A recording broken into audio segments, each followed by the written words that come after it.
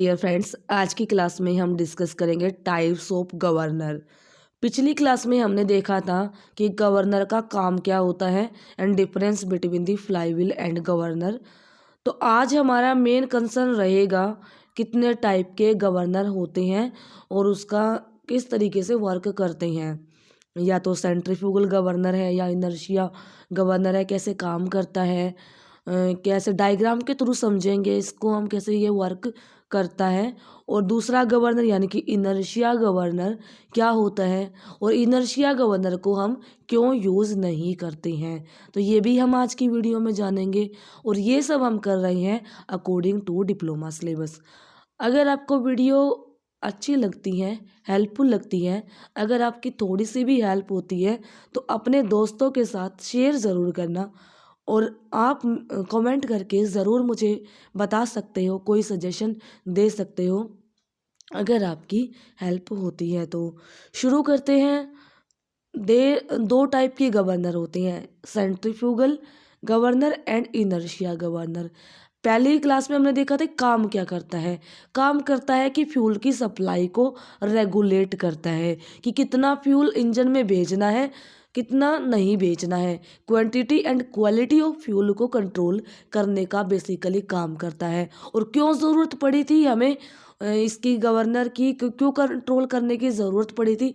क्योंकि क्या होता था कि जब भी लोड बढ़ जाता था, यानी कि इंजन पे लोड बढ़ गया तो उस दौरान फ्यूल की सप्लाई हमें ज़्यादा चाहिए, क्योंकि इंजन की स्पीड लोड बढ़ने से कम हो जाती थी। तो उस दौरान फ्यूल की सप्लाई ज़्यादा चाहिए।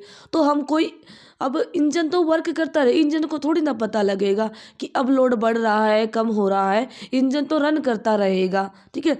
लेकिन हमारे को एक ऐसा इक्विपमेंट चाहिए था, एक ऐसा डिवाइस चाहिए था जो कि फ्लक्चुएशन ऑफ स्पीड लोड की वजह से अगर हो रहा है उसको कंट्रोल करने का काम करे। तो इसी तरीके से इसी काम को पूरा करने के लिए गवर्नर बनाया गया था, ठीक है। तो सबसे पहला गवर्नर बनाया था वोट गवर्नर, जो कि सेंट्रीफ्यूगल गवर्नर है। जेम्स वॉट जी ने बनाया था, स्टीम इंजन के ऊपर बनाया था, जो भाप इंजन होते हैं उनके लिए बनाया था। तो आज हम बेसिक प्रिंसिपल डिस्कस करेंगे कि किस तरीके से सेंट्रीफ्यूगल एंड इनर्शिया गवर्नर होते हैं। जो वोट गवर्नर है उसका पूरा किस तरीके से वर्क करता है वो सारा हम अगली क्लास में डिस्कस करेंगे। आज हम बेसिक देख लेते हैं किस तरीके से।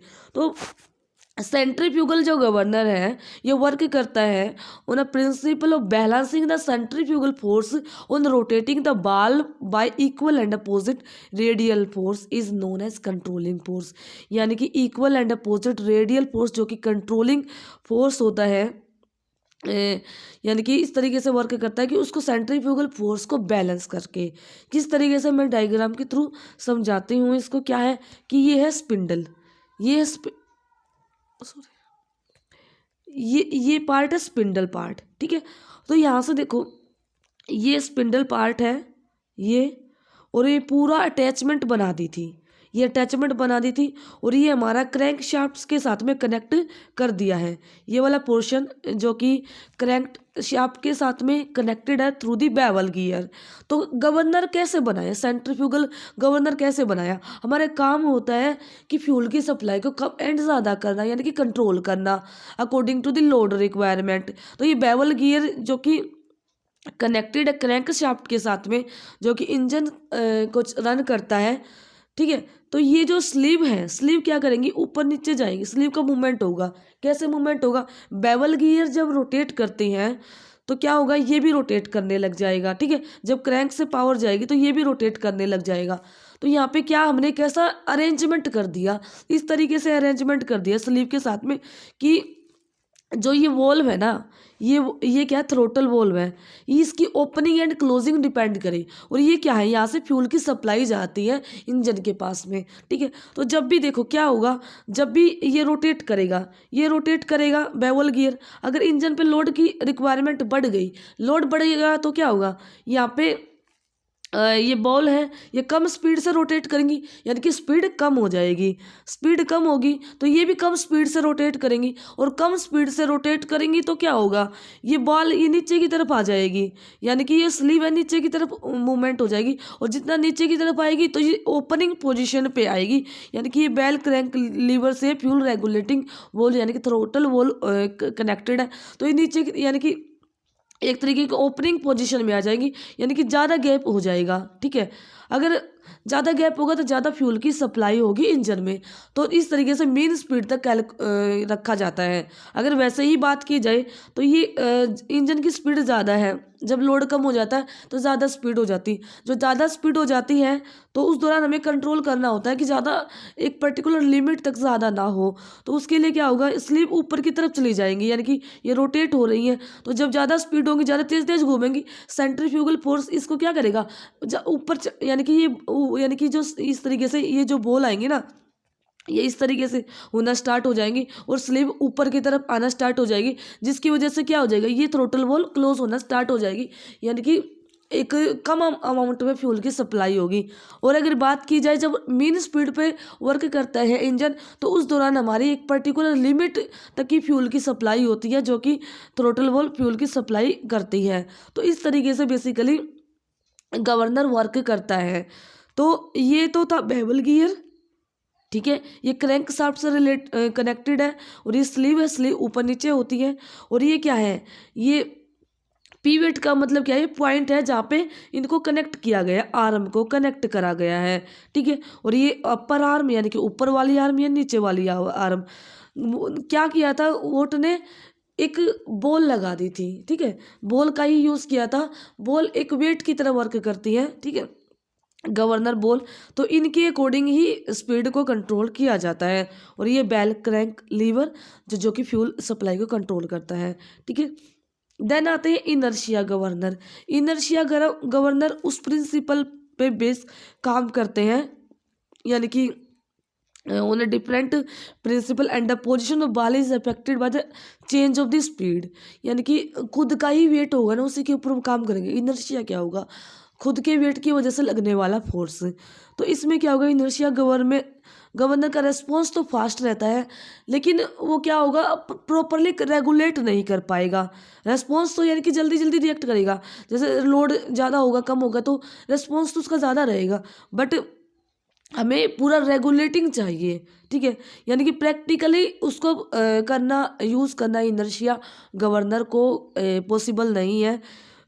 तो इस तरीके से हम जो सेंट्रीफ्यूगल गवर्नर है वो यूज़ करते हैं फोर्स, ताकि सेंट्रीफ्यूगल फोर्स, ताकि कंट्रोल्ड फोर्स लगे और पूरा कंट्रोल वे में पूरा हमारा सिस्टम वर्क करे। तो इसीलिए इनर्शिया गवर्नर की बजाय हम सेंट्रीफ्यूगल गवर्नर्स प्रैक्टिकल सूटेबिलिटी के लिए यूज़ करते हैं। और बात करते हैं type of the centrifugal governor. तो गवर्नर क्या होता है कि सबसे पहला तो जो एक्सपेरिमेंट किया था वोट जी ने, यानी कि जेम्स वोट ने एक्सपेरिमेंट किया था सिंपल वोट गवर्नर पे किया था। सबसे पहला गवर्नर बना था वोट गवर्नर, स्टीम इंजन के लिए बनाया था। तो उसकी कुछ कमियां रही थी, देन उसके बाद उन्होंने क्या किया, और बाकी के गवर्नर्स भी यानी कि मॉडिफिकेशंस कर दिया उनमें, जैसे कि लोडेड टाइप गवर्नर बना दिए, यानी कि डेड वेट और ज़्यादा वेट लगा दिया, जैसे कि Porter and Proell governor. Then उसके बाद बनाए स्प्रिंग का यूज़ करके, यानी कि स्प्रिंग बैलेंस के द्वारा गवर्नर का वर्क बैलेंस किया गया। देन जैसे कि Hartnell hunting and Wilson Hartnell governor, Pickering governor with gravity and spring control. तो ये क्या थे, स्टार्टिंग में जो वोट गवर्नर सिंपल एक तरीके का उसने क्या करा था कि हाँ मैं बना के देखूंगा कि किस तरीके से वर्क करता है। तो उन्होंने स्टार्टिंग में वोट गवर्नर बनाया था, सेंट्रीफ्यूगल फोर्स के ऊपर वर्क करता है। देन उसके बाद उन्होंने बाकी मॉडिफिकेशंस किए गए थे गवर्नर्स में। अब कुछ टर्म्स यूज़ होती हैं गवर्नर में, जैसे कि height of a governor. Height of the governor क्या है, पहले मैं यहाँ से पढ़ दूंगी, देन उसके बाद डायग्राम में भी आपको दिखा दूंगी। क्या है, it is the vertical distance from the center of the governor ball. Governor ball जो है उसके सेंटर से लेके to the point where axis of the upper arm intersect on the spindle axis is denoted by H. क्या है, यहाँ से देखो जो स्पिंडल यानी कि गवर्नर की बाल का सेंटर है, ये जो सेंटर यहाँ से लेके और तो दो बाल इंटरसेक्ट कर रही है, जहाँ पे स्पिंडल जो रहता है वहाँ पे इंटरसेक्ट करिए, यानी कि पिवट जहाँ पे है वहाँ से लेकर और जो ये गवर्नर की बॉल का सेंटर है, यानी कि इसको स्मॉल एच से डिनोट करते हैं। तो ये जो हमारा रहेगा ये है हमारा यानी कि height of the governor. Governor की हाइट हम वर्टिकल डिस्टेंस जो कि बाल का सेंटर और जो जहाँ से बाल अटैच है स्पिंडल के साथ में उनका जो डिस्टेंस होता है वर्टिकल कितना रहेगा, इससे डिनोट करते हैं हाइट ऑफ द गवर्नर।